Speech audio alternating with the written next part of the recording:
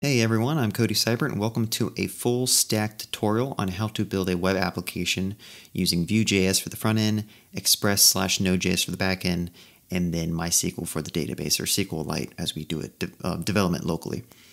And before I get started on this tutorial, I want to say that this tutorial might be a little bit in the intermediate/advanced level, but if you are a beginner, I'm going to try to talk through everything I do and repeat actions, often so that you can kind of bake it into your head of how you build a full stack application.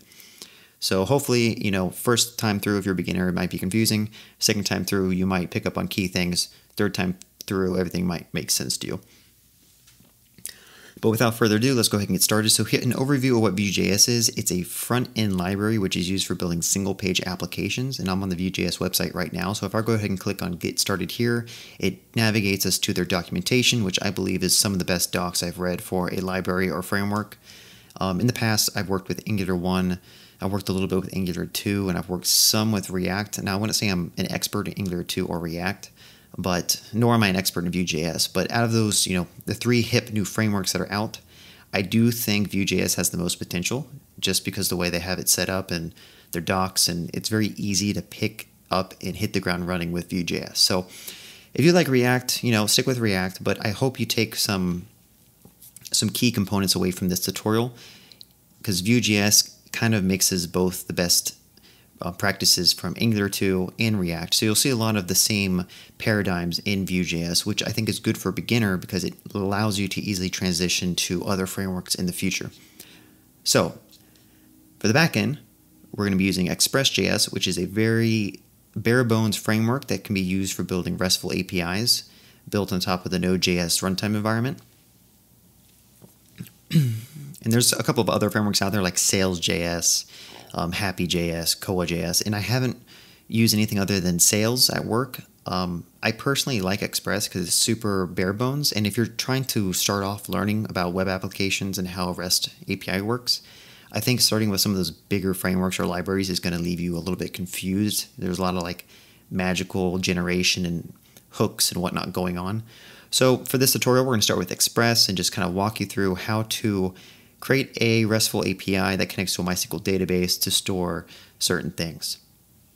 So that kind of wraps up the overview. Let's go ahead and start building out a project, and I'll go ahead and talk about what I'm going to be building in this tutorial. All right, so I'm going to start off showing you a pre-built application which we're going to rebuild and try to work our way towards, which I created over my spare time. So basically, I created an app called Tab Tracker, which we can use to track guitar tabs, right? So there's a couple of other sites out there like Ultimate Guitar Tabs or whatever.com, but I wanted to try to replicate that in something that's a little bit more user-friendly and easier to use.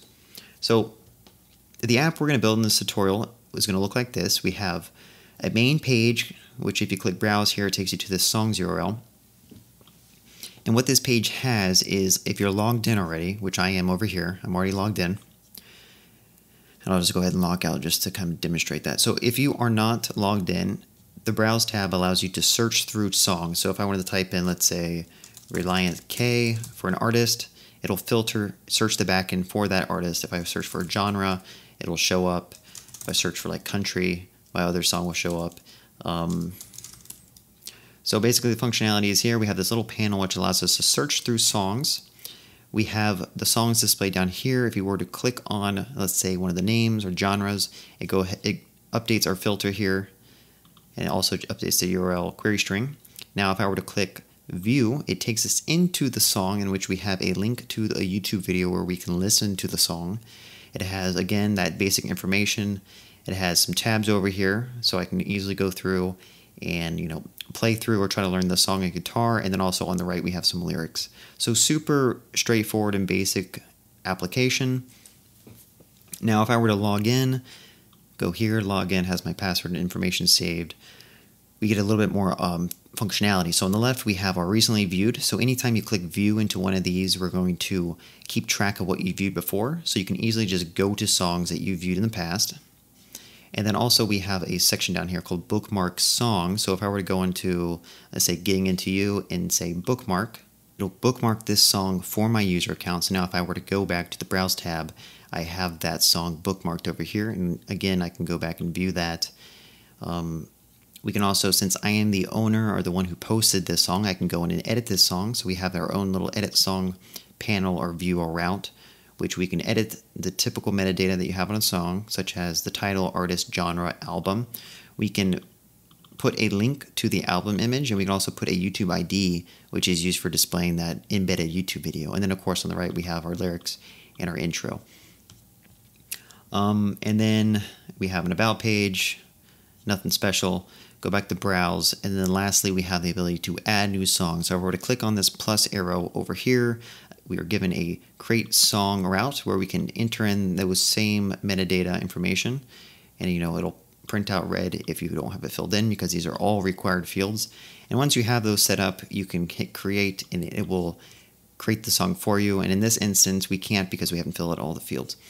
So that is an overview of what we're trying to build.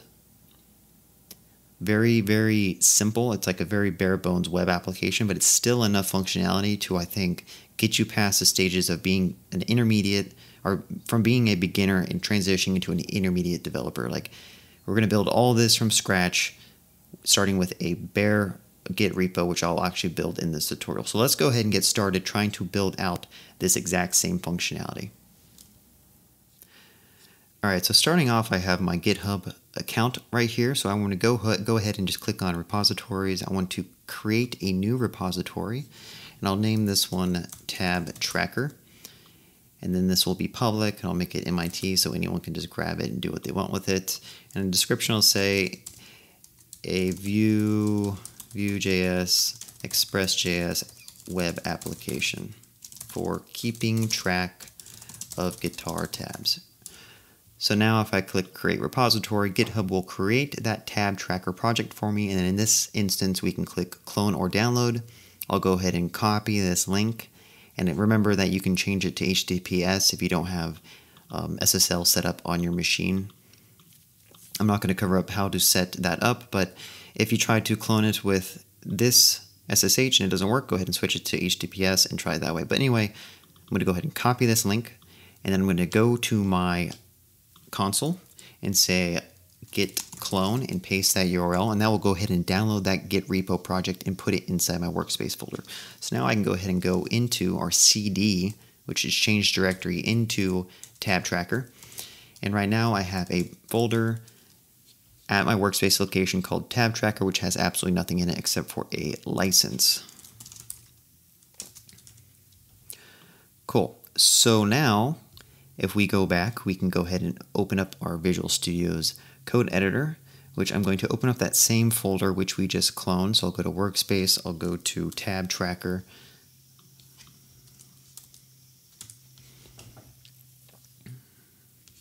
So now our Visual Studio's editor is opened up to that project, and we can start creating and adding files and folders as needed.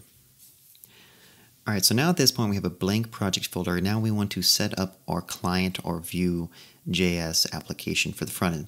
So starting off, there is a project called Vue-CLI, which you can use to kind of build up template projects. So in this case, you want to install it using npm install global Vue-CLI. So if I were to copy this command and go back to my terminal and run it, that will install the Vue-CLI client. In this case, I already have it installed, so it's not really going to do anything.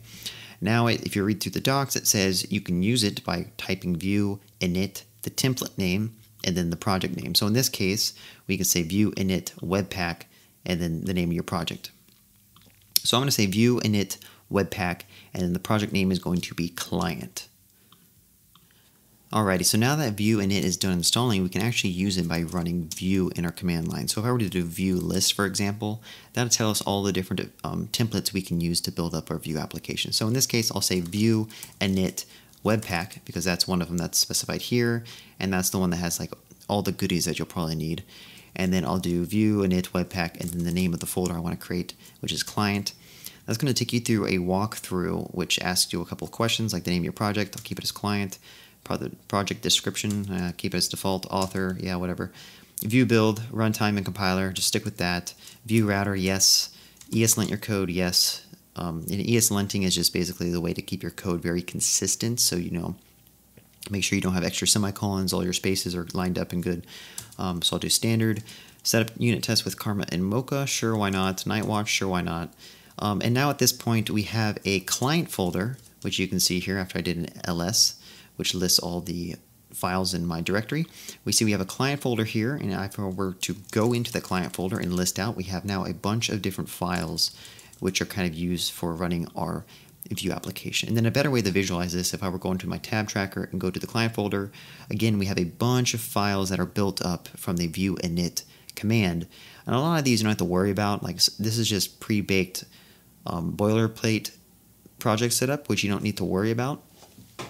You might need to later on as you get more advanced with like setting up Webpack and setting up your build and whatnot, but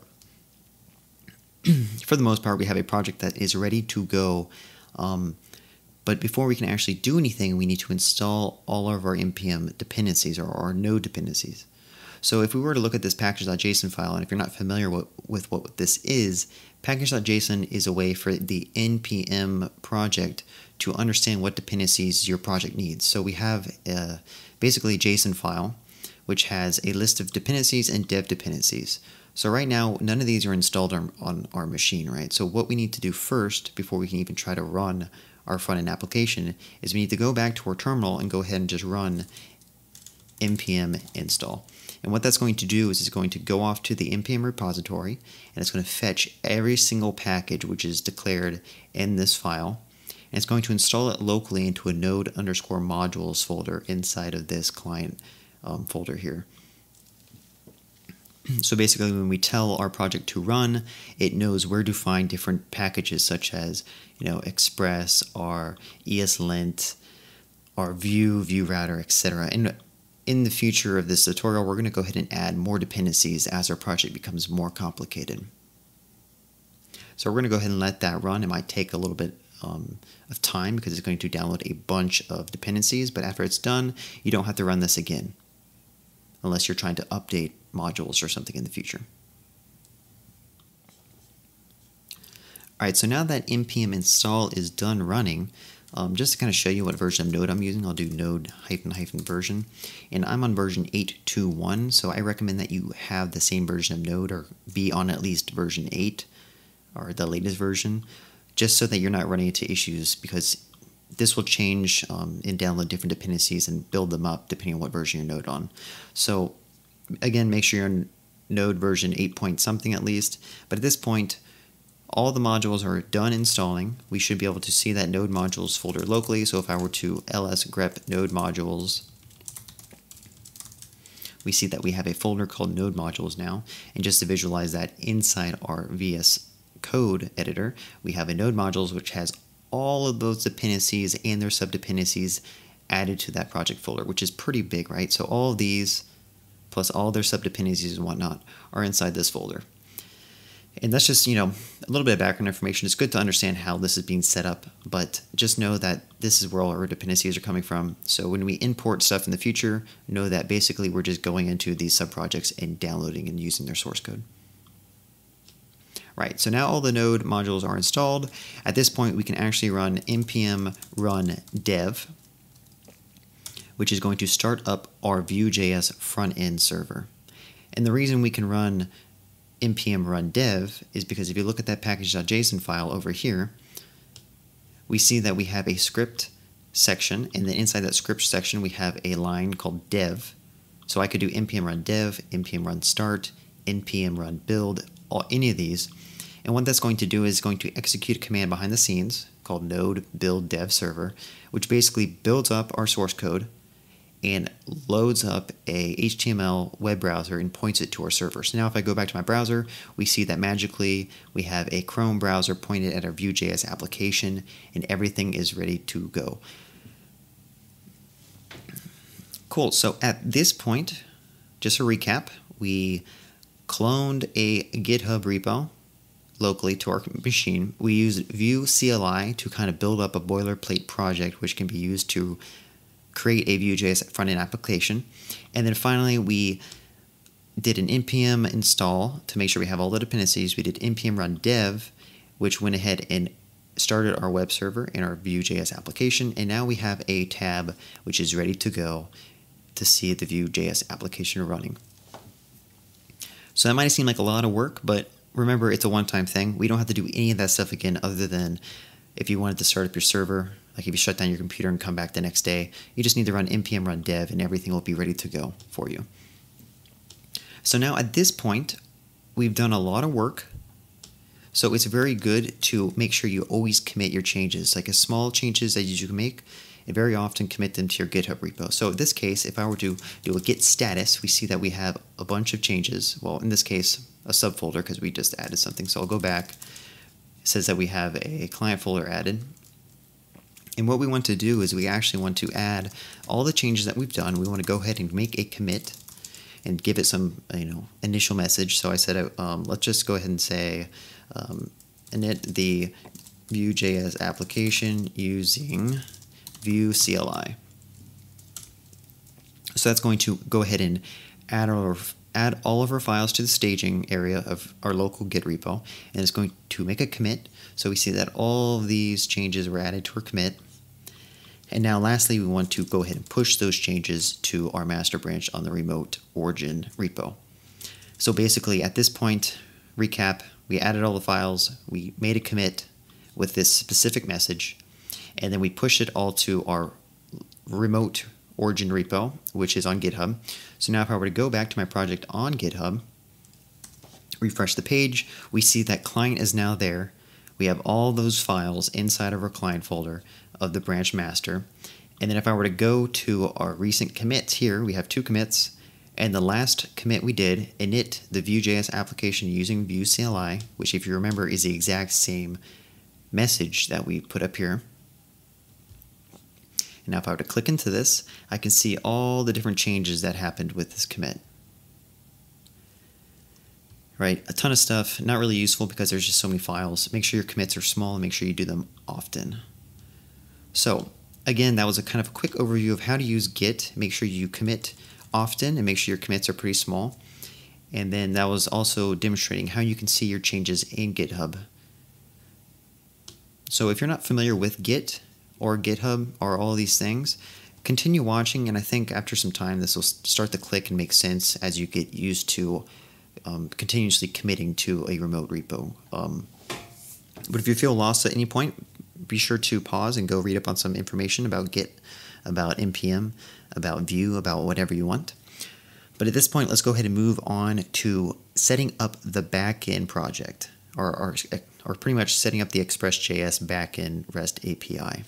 Okay, so what I like to do in my project is we're going to have the client code and the server code separated, but in different folders of our Git repo. So if you see here, we have a client folder. I want to go ahead and make a server folder, which is going to hold all of our server code so that the client and the server don't overlap, and it's a little bit easier to manage and deploy separately. And sometimes you make separate Git repos in general, with your client having a different repo and your server have a different repo. But for the sake of this tutorial, let's keep it straightforward and have a client and a server folder with a very simple, divide or separation between the two. So I went ahead and made a server folder, and if I were to go ahead and go into that, I'm going to go ahead and split the tab here, and typically I have my client on the left, so I can do like npm run dev here to have the clients always running, and then on the right I can just go ahead and do cd into the server folder. Let me just fix that really quick because that auto-loaded in my browser. So now that in this case, remember the left is just our Vue.js application running, so we don't need to worry about this left tab anymore. The right tab is where we're going to have all of our server code or our Express.js code. So we have a blank folder here, nothing in it, and I can visualize that by going to here. We see that we have nothing inside the server tab. The first step we want to do with initializing a new server project is we want to enable it with npm. So we need another package.json file which we can create doing npm init-f for force, and basically that's just going to create a package.json file and put it inside that server folder. So now I see I have a package.json file here. No big deal. We're familiar with this. It has a scripts and it has a test. And what we want to do is, first of all, we're going to install something called nodemon, which is something very useful for continuously restarting your server. So I'll do npm install -- save nodemon. We also want to install, let's go set ESLint. All right, so now that those two packages are done installing, what we can do is go back to that servers package.json file. I'm going to go ahead and just delete that test and put in 2 lines. I'm going to do a start command, close this. We have a start script, which pretty much is going to run nodeman over some file. So right now we don't have an app.js created, but we'll do so in a second. And it's going to run a linter over our code, and then it's going to run our server. Now this, I would say don't really worry about this. This is kind of getting into the weeds of like your setup. But just know that we're just going to add these. They're just going to work. We need to set it and forget it, not worry about it anymore. And then later down the road, you can learn more about NPM and how NPM scripts and Nodeman works and all this other stuff. So again, we're hitting you with a lot of information at once, but I think that's good so that you have exposure to, how a full stack web application works. So at this point, let's go ahead and make a new folder here, and we're going to call it source. And inside that source folder, we'll make a new file called app.js. And so inside this app.js file, we want to define a web application. So just to kind of start off, I can say console.log hello. And now if I were to save that file, let me make sure everything looked good. Okay, so we save the package.json file, we save the app.js file. And if we were to go back to our terminal, we should be able to do an npm start command, because if you remember in that package.json, we have a start script, and there's a couple of keywords like start, which you don't need to do run. Like technically I could do npm run start, but in this case, since it's start, which is a special keyword, I can just do npm start. Hopefully this works. We might run into an error. Let's see. It says it can't find ESLint. That's because I forgot to run an initialize for ESLint. So let me just go ahead and run that really quick. So if I were to go to node modules, ESLint, and then should be like a bin file.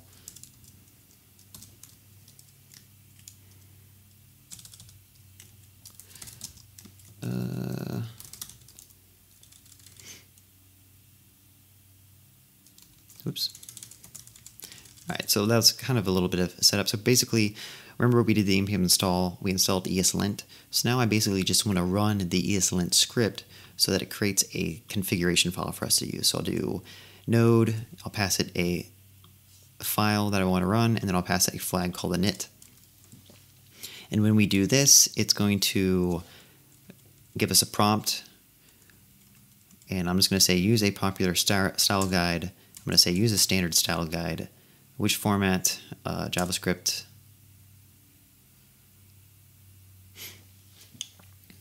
And so I'll give this a second to finish running. All right, so now that that's done, we should be able to do an npm start, which will spin up nodemon. It'll run a linter over our code, and then it will start our server. So in this case, ESLint ran, and it says too many blank lines at the beginning of the file, max of 1 is allowed. So if I go back to here and just remove those blank lines, save it, our project should restart. It should run the linter over that file, and then again print out any more errors. And it says a new line required at the end of the file, but not found. Right. So now at this point, Nodeman should pass ESLint, and then our app runs and it prints out hello, and then our app will finish, because that's basically all our app does at this point. Remember, we have a node script that just prints out hello, and then it's done. Okay, so let's take a breather. Little recap. We made a server folder. We did npm init force to create that package.json file. We installed 2 dependencies, which were nodemon and ESLint. In fact, these are probably dev dependencies, so I could just put them down here, no biggie. And then we created those 2 scripts. We have the start script and the lint script, in which start is going to run nodemon over our app.js file. This is our main entry point. Make sure you remember this is key information. And then we're going to also run lint over that, over all of our JavaScript files.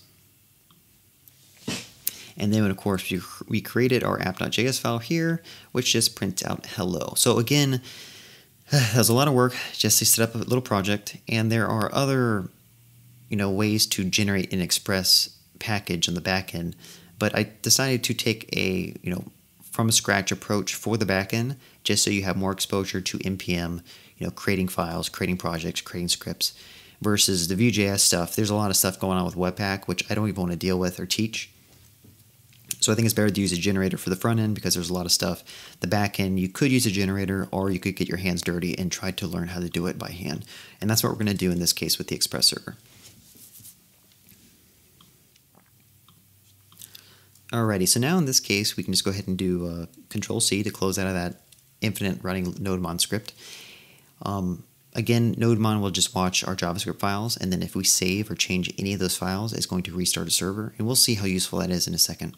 But to start off, what we need to do is start installing a couple of those dependencies that we'll need to create an Express application.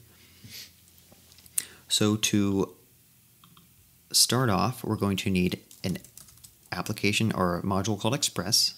We're going to need one called Body Parser. We're going to need one called Cores. We're going to need one called Morgan, which is good for printing out logs. And then I think that's good enough to start off with. So let's go ahead and install those node dependencies. We just installed a couple of dependencies. Not that big of a deal. We've seen that done in the past. We add --save to make sure it's added to our package.json here. So now if we go and we have those 4 dependencies added to our package.json. Let's see. So now at this point, we can actually start building up a very basic Express.js server. So if I were to do an npm start again, just to get everything ready to go and running, what we need to do is go back to our app.js file, and let's go ahead and start importing some of those modules that we just imported or installed, right? So first we can do a const express is equal to require express. We can do a constant body parser is equal to require body hyphen parser. And basically we're just requiring those same modules verbatim, which you can see here on the right side where we do require, and then putting them to some type of environment variable, or not environment variable, but putting them to a constant or variable here. And basically what this is doing is it's going to dive into that node modules folder. It's going to find the package called Express or Cores. So right here you see there's one called Cores. And it's going to find the main file and just include it here. So in this case, if I were to look at package.json of Cores, there should be a main one here, which is libindex.js. And basically what that's going to do is when you acquire Cores, it's going to go ahead and just grab that Cores package. Of course, it closed down. It's going to grab this index file and pretty much put whatever it exports into this file. So again, we're learning more stuff about how modules work in Node.js, but it's probably super confusing right now, but it'll make more sense down the road as we start using it more. And so finally, let's just finish off with, declaring or requiring that last package we installed called Morgan. Now at this point, we have an app which has these 4 dependencies included. Let's build up an Express app. So I can say const app is equal to Express. And that's going to build us an Express server, which again is just a very basic web application that's used for building up REST endpoints or whatever type of endpoints you want. And then we want to start enabling some of those packages so that we can easily hit our backend and have logs printed out. Cores, we don't have to really worry. I can talk about that later. Body parser is for allowing you to process JSON data very easily. So you can do app.use. First of all, I'll say use the body or the log, use the log generator called Morgan. And then this is something that if you look at the Morgan docs, it says you pass a string of combined to have it print out logs in a certain way. We'll see that in a second. App.use body parser.json. Basically, it's saying allow our Express app to easily parse any JSON requests that are sent in. And then we'll say app.use cores to allow any host or client to access this. Not going to talk more about cores, but pretty much you need cores if you want a server to be hosted on a different domain and you want any client from around the world to hit your server. And it's kind of a security risk to have it enabled. So just if you do have it enabled, make sure you have a good security covering your application. And then finally, at this point, we can just do app.listen. Oops. and then we can say process.env.port or port 8081. So at this point, if I were to save this file, and hopefully I don't have anything wrong with the actual code I've been typing, but save the file, it's going to lint my code and it's going to restart my server. So the server is running at this point, but unfortunately there's no way to hit it because I don't have any endpoints. So I'm going to go ahead and just create a very, very simple endpoint called Git on status. And what we want to do is just return something. So here is how you define routes in Express, right? So you give it the method that you want to post or you want to use. So in typical HTTP request, you can do a GET request, you can do a POST request, you can do PUT, you can do a patch, you can do delete. I think there's some others, but these are the main 5. But basically, we're doing app dot the name of whatever command. So in this case, we'll do a GET request to a status endpoint. I'll actually do /status. And then once we get a request on our server with that endpoint, what we can do is just send something back. So I'll say res.status or res.send. Go ahead and send back some message objects to say hello world. Okay, so delete all that stuff. Save this. Hopefully it works. It restarted. It seems like it's working. So now at this point, I'm going to show you yet another tool. So if you give me 1 second, actually, I could actually just do this. So we have an app running on port 8081, right? So we should just be able to go on our Chrome, go to 8081, and do /status. And we see here we get message hello world back. So this shows or demonstrates that we have a server actually running on port 8081. It's handling an endpoint called /status. When it gets a request, it's going to go ahead and send back a JSON object, which has an attribute message and then the string hello world exclamation mark. If we go here, we just saw that it gets returned to our browser when we hit this Git endpoint. And by default, when you do a request in your Chrome browser, it's going to do the default of a GET request. So let me demonstrate another application we can use to kind of test out our backend. So I'm going to go ahead and load up an app called Postman, which you can download from, I think, the Chrome App Store. Give me 1 second. It's loading up right now. Actually, I just saw a little bug, so it's putting out combined here. It's supposed to be combined. So I'm going to go ahead and change that and save that. And just to show that what that does is now if I were to hit this endpoint, we actually get some, some logs. It tells us what device hit us. So we got hit by Chrome version 60, whatever.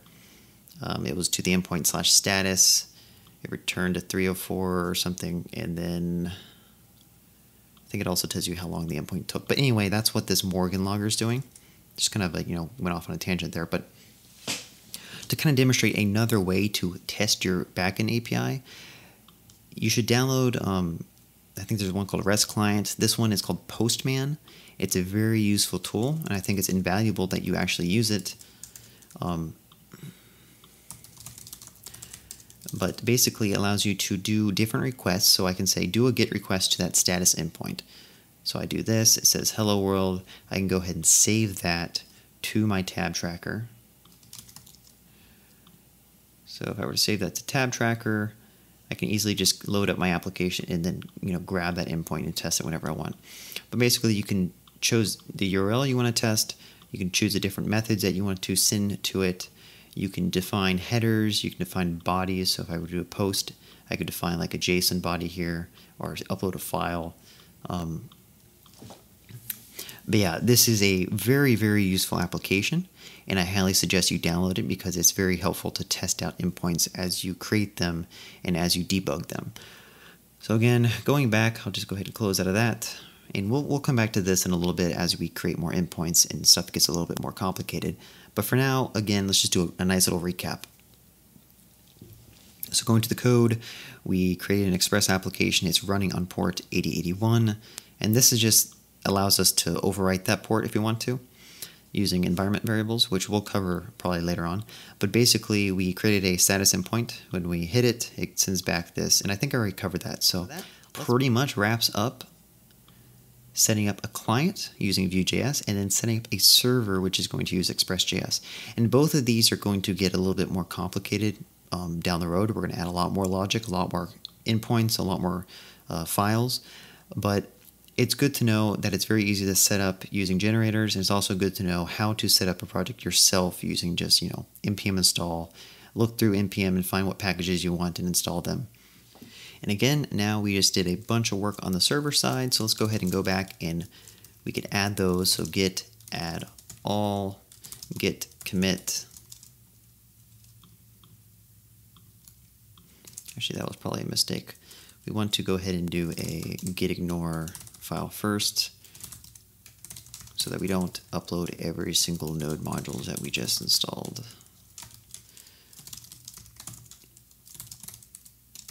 So this message, I'll say add everything. I'll do a git commit and say setup of the Express.js server. And then I'll go ahead and push that to our backend, or push that to GitHub. And again, if I were to go to GitHub here, refresh the project, we now have a server folder at this location with that same, app.js that we've built up.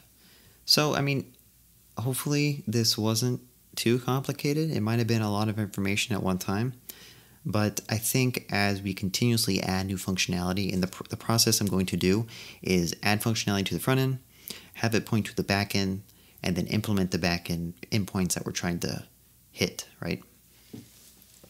So we're going to keep on doing that for every single page and every single feature and panel inside the front end, so it should end up clicking over time. So with that being said, let's go ahead and get started building the first piece of functionality for our Vue.js application, and that's going to be a register page or a register route. Okay, so to start off, we want to be able to access or do these type of GET requests and POST requests against our Express.js application. So one npm module we should install on the client, just remember this is in the client folder, we want to go ahead and install a package called Axios, which is a library which can be used for doing those HTTP requests to a backend. So while that's installing, let's go ahead and move over to our client folder here. And what we can do is inside the source folder, I'm going to go ahead and create a folder called services. And then inside here, I'm going to create a file called api.js. And what this is going to be used for is basically setting up some type of connector which can be used to hitting up the backend. So I'm going to go ahead and first of all import that Axios library that we're installing or importing. And now we want to have this file give back a connector. So if I were to go here and just do, let's see. So this is a function and we need to return a connector. So what I can say is return Axios create, and then that's going to take in a couple of things. So first of all, we need a base URL, and that's going to point to our backend API. All right, so that should make sense. We're saying create us an Axios object, which is going to point to our backend URL of 8081. And this API thing can be used for like hitting our different endpoints. So now that we've created that, we can go ahead and create a new folder or file, called authentication service.js. And what this is going to be used for is basically hitting that register endpoint that we haven't yet built, but we're going to build in the future. So I'll say import API from services/API. So now we have an API object that's imported from that API file that we created here, which is basically just going to be this Axios object. And now we can actually just export a object that has a couple of methods. So in this one, I'll just say register.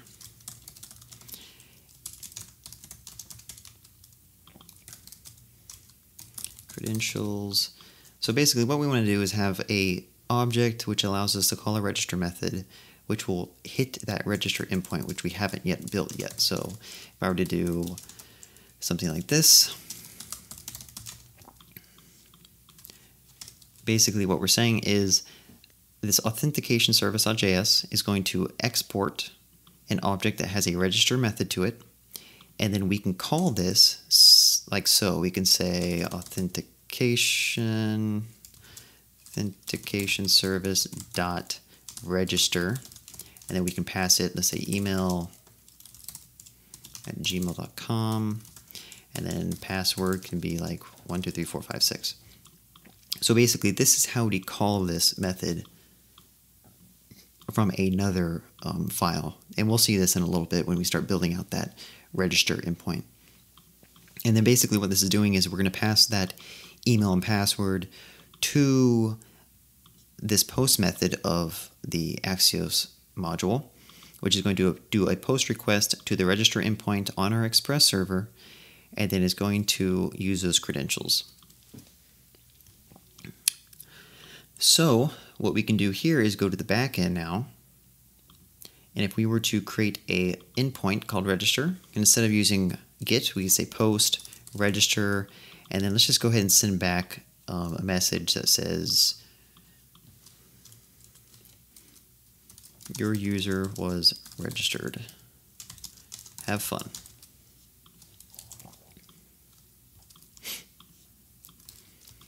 So now we can hit this register endpoint with a post request. It should return this message to us, and then you should see how that kind of links up to what we're doing. We're doing a post request to the register endpoint, and we're sending in some credentials. In fact, if we wanted to access those credentials, we can go back to our REST service, and we can say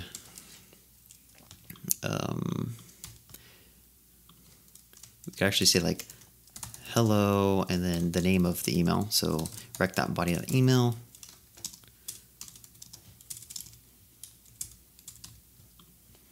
Close this so we can actually see what's going on. So now if we were to send in that email and password payload to this register endpoint, it's going to send back a hello, your user was registered, have fun. And just to visualize that with Postman, because remember I said it's very useful to use Postman, if we were to go to this register, change this to post, change this to JSON, and I'll say email is testing@gmail.com. Keep forgetting that this needs to be real JSON, and then password is 123456. If I do a send there, it returns back from their backend, hello, testing@gmail.com, your user was registered, have fun. So I'm going to go ahead and save this. Let's see, register a new user.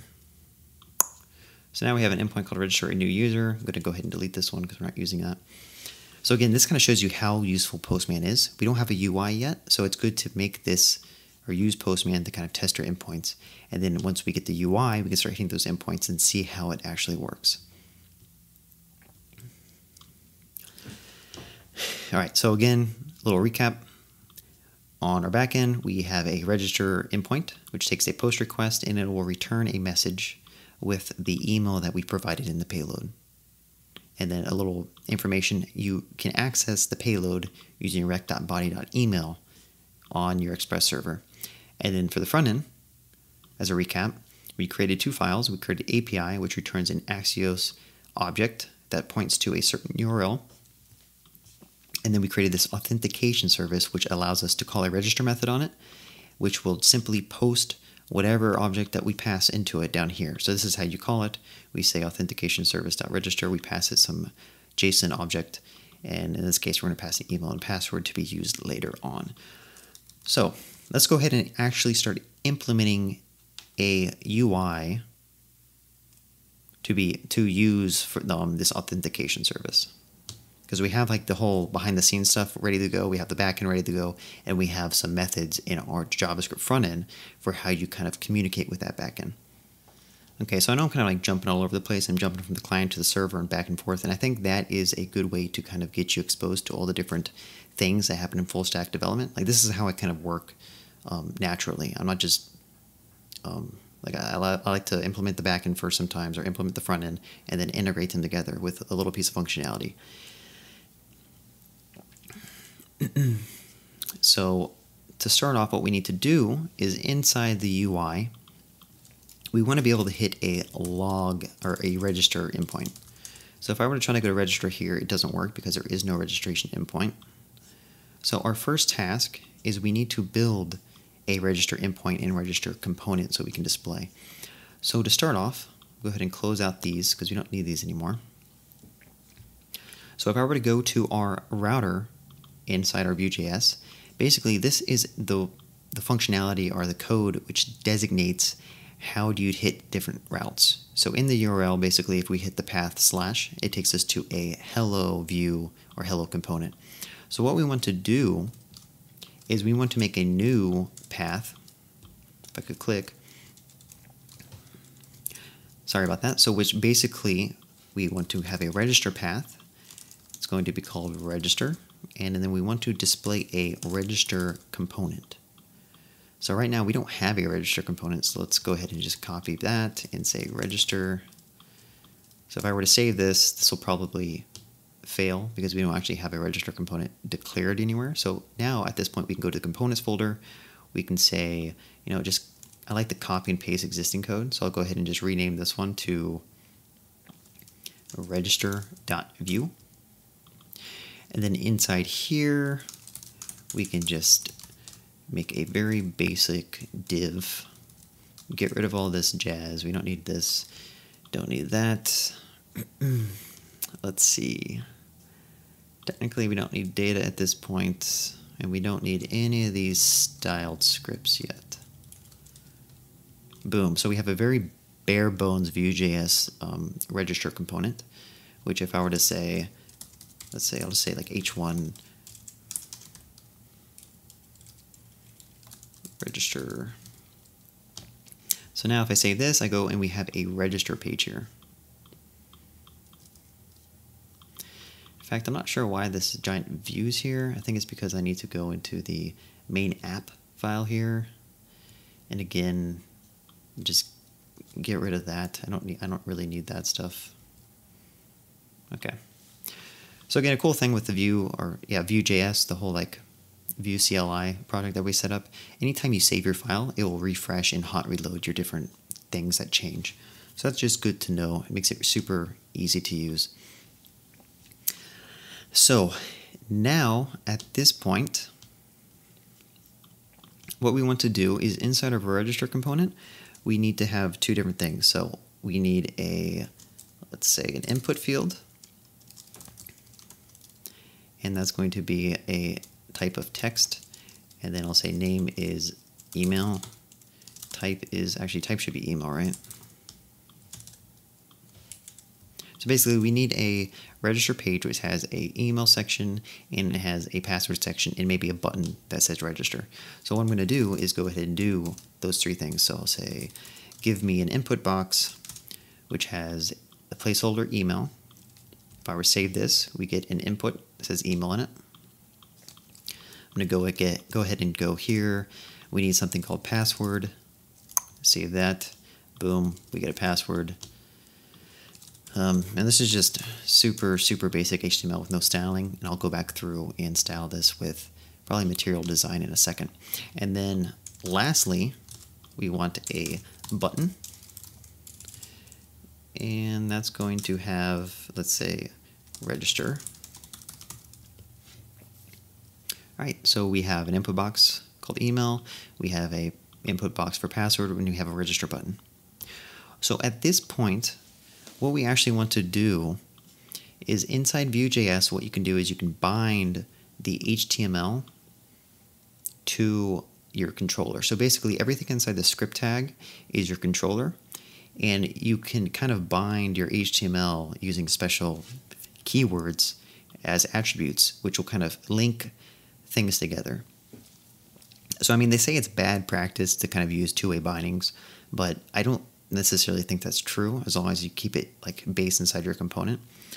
And we'll use Vuex in a little bit, and I'll spell that out. There's a framework called Vuex, which is kind of like the Flux way of doing things. React does it very similar with Redux, and we'll use that later on for a couple of key store-related objects. But for now, what we want to do is just do a vModel and set that to email here, and do the same thing down here for password. And basically what's happening is it's saying when Vue runs, go ahead and grab this input, find any type of property or data or something called email, and bind it. So now down here, if I were to say email is equal to a blank string, password is equal to a blank string, and save that,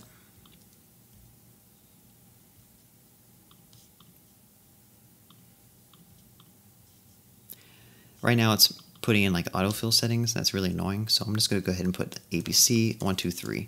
So if I save that, we see that those are put into our input box.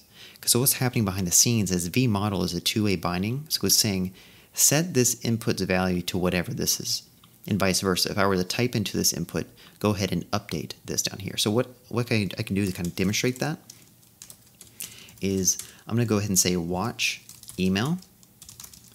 And whenever the value of email changes, so I'll say console.log, email has changed value. So now at this point in my console down here, whenever this changes, it's going to go ahead and print out email has changed. And that's just kind of to demonstrate how the two-way binding works. As I type into this input box, my data model is updated, and vice versa. If my data model is updated, so I could do another thing. So I'll say mounted, and that's basically whenever this Vue component is mounted onto the page, I'm going to run a command. So right now I'll just do set timeout of 100 seconds. In fact, I need to do function because I need to use this. So I can say this dot email is equal to hello world.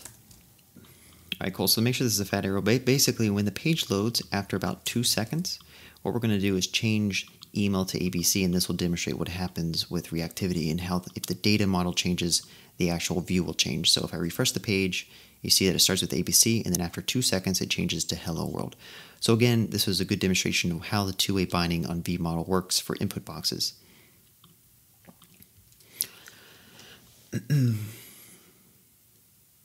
So basically what we're trying to do here is when we click the register button, we want to hit the register endpoint with some data and do something. So now what we can do is just go ahead and get rid of all this, temporary boilerplate code, and we want to add a listener to this. So I can say on click, we want to say register. So basically if anyone clicks this register button, it's going to go ahead and call a register method. So down here I can say methods, I can say click, or I can say register. I can say, let's see, register button was clicked. Get rid of all this. Get rid of all the watch because that was just kind of for demonstration. Get rid of mounted. And now if I were to save this, when we click that register button with some values, so just put some random values and click register, we see that it now calls register button was clicked, and then we have the username and password.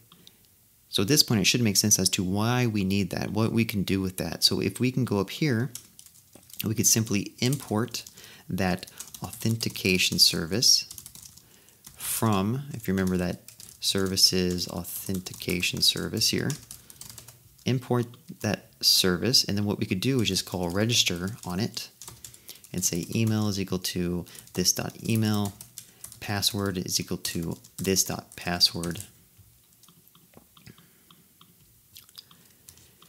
And then I'm going to use await and async here because I think it's much better than using promises these days.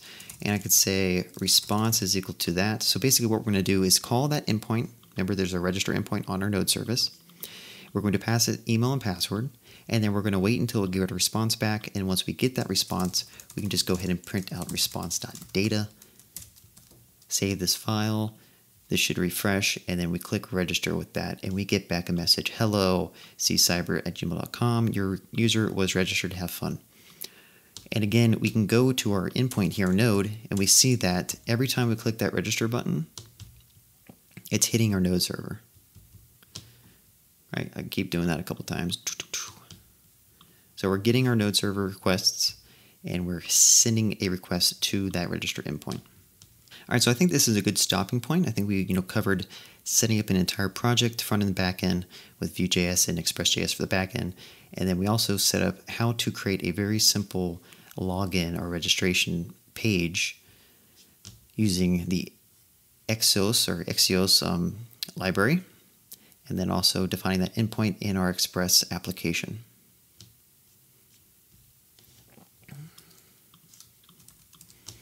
So at this point, remember, after you've made some progress, it's very good to go ahead and commit your changes. In this case, I'm going to go ahead and do it in VS Studio so that I'm not, overwhelming you with command line lingo. So what we could do here is just go ahead and say add everything.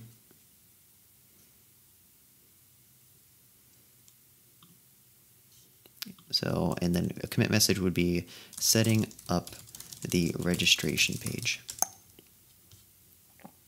And then go ahead and push those changes to the master branch. And again, if I go to my GitHub, refresh the page, I should be able to see that we now have that register endpoint here. So all of our code is now on GitHub. We're at a good state. And I think we can stop this video for today and come back later and start implementing some more stuff. All right, thanks for watching.